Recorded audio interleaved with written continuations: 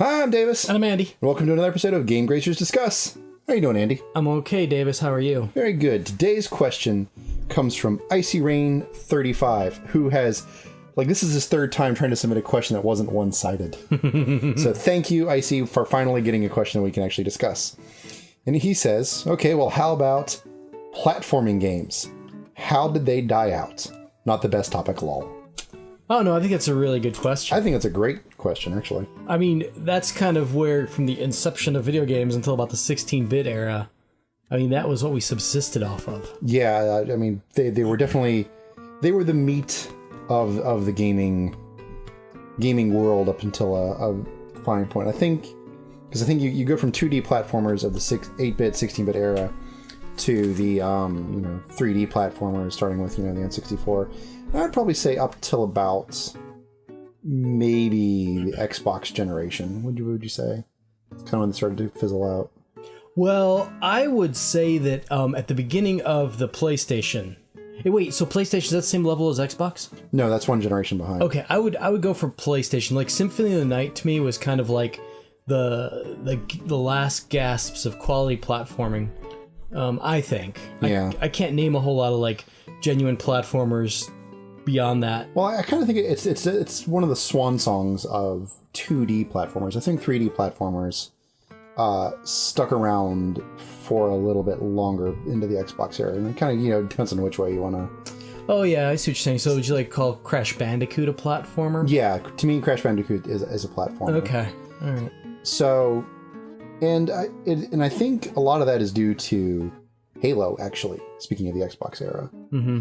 That Halo was really sort of the first large-scale first-person shooter. It was that generation where, Call of Duty was born and Battlefield? Battlefield, yeah. Right. Yeah. I always get Battlefield and Battlefront confused. Right, that's understandable. Because I'm not an FPS guy. And I think there was a period there where they were definitely on the decline, and I don't think the platformer is dead. I think the platformer is very alive and well. It's just moved homes. It is now the purview of the indie developers, and I have played some spectacular platformers over the last few years. And it's a topic that's kind of really near and dear to my heart because they're my favorite genre. I mean, hands down. I mean, hopefully you've been watching us play Super Meat Boy, which I love. And of course Mario Maker. And Mario Maker too. I mean Mario Maker is a great example of how that genre has moved into the hands of budding young developers or even semi-experienced developers, in that there is now a tool available for anyone to make a Mario game, and it's been great. I've played a lot of amazing levels because of it.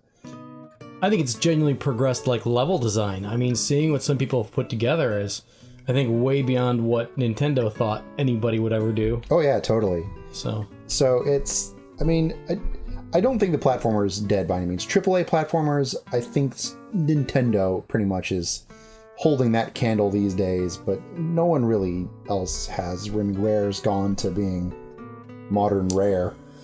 That still hurts. We mourn you.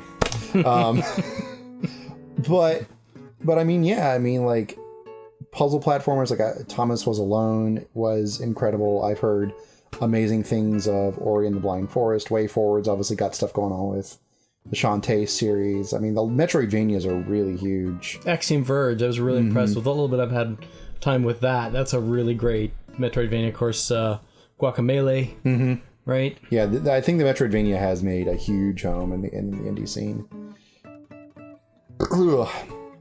That was dinner. That was pasta with meat sauce. That's what we're raised. That's what I was raised on.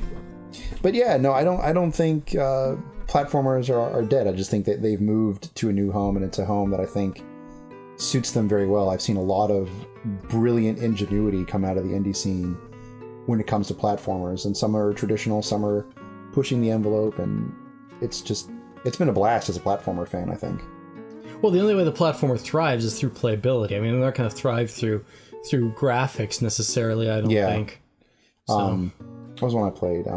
Tesla Grad was really cool. That's a sort of Metroidvania style game. Mm-hmm. But yeah, I mean, the AAA platformer, it's gone. Mostly. What would you call Double Dragon? Is that I call it like a side-scrolling beat 'em up, but is that like a No, is that a platformer? I mean, to me, a platformer, it's like when you're talking about like skill and precision in terms of getting from point A to a goal kind of thing. And I think there is a difference there between 2D and 3D platformers. I think 2D platformers, yeah, it's very definitive. Here's your obstacle course from start to finish, and then it's kind of the same in 3D, but normally it's like here's your start, here's your objective, and you get to go any way you want to make it happen. But it's kind of funny to see the early, like when they were just feeling around in 3D, they were hallways, they were pathways. It wasn't so open world, and that was kind of funny to see that transition from 2D platformer to 3D platformer to open world that would have platforming aspects. Yeah, well, I mean, if you compare like Crash Bandicoot, like we said earlier, it was a very hallway oriented platformer, where like Mario 64 was like one of the first like open world.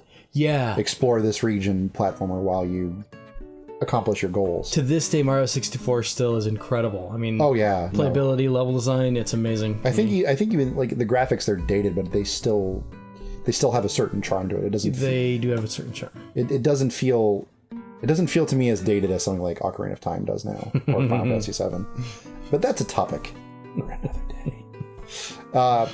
Anyway, we want to hear your thoughts on this topic. What are your thoughts about platformers? Where have they gone? Where are they going? What do you all think? And if you have a question for us, please let us know in comments or on our Twitter or however you would like to get in touch with us. And we will catch you next time on Game Grazers Discuss. Thank you, Andy. Thank you, Davis. Ciao. Bye.